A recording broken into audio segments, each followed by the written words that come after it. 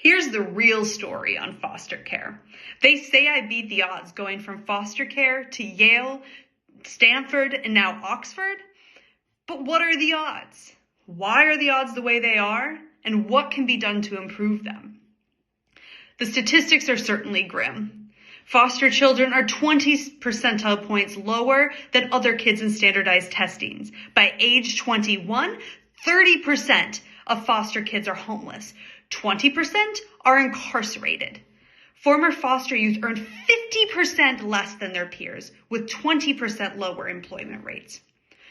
Only 3 to 10% of foster youth will earn a bachelor's degree, compared to the national average of 36%. Why is this? Well, foster youth have limited stability and really no social safety net. They're thrust out into the world when they're 18 years old.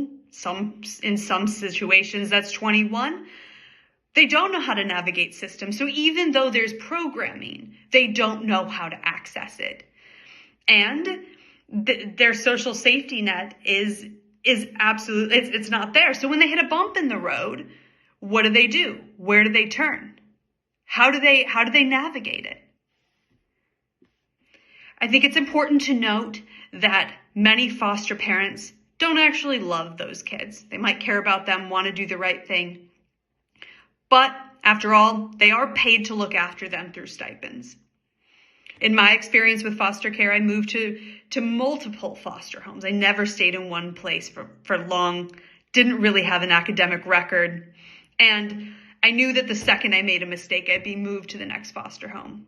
And now that's the reality of many foster children and what they face. So how do we improve these outcomes? What can we tangibly do to change these statistics? First off, don't remove children from homes unless it's absolutely necessary. Just because a person, a social worker, doesn't understand the family dynamic, or maybe it seems a little bit off, doesn't mean that their family doesn't love them. A lot of times it's just poverty, or even more times it's that someone in the household is addicted to drugs. That was certainly the case for my home. My dad was a drug addict, but I never experienced neglect or abuse until I was taken from the home. Instead, invest the resources that you're giving to these foster families to support these kids into those families, into the family of origin. Those families love them. They'll do the best that they can. And if they had more support, then they would probably have better outcomes and be more suited to care for that child. Finally, expand resource timelines for college attainment.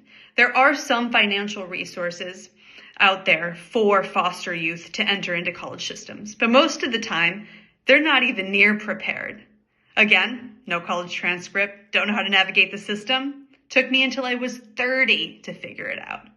Now, I was no longer eligible for any of those services or those resources. So let me know what your thoughts are and comment down below.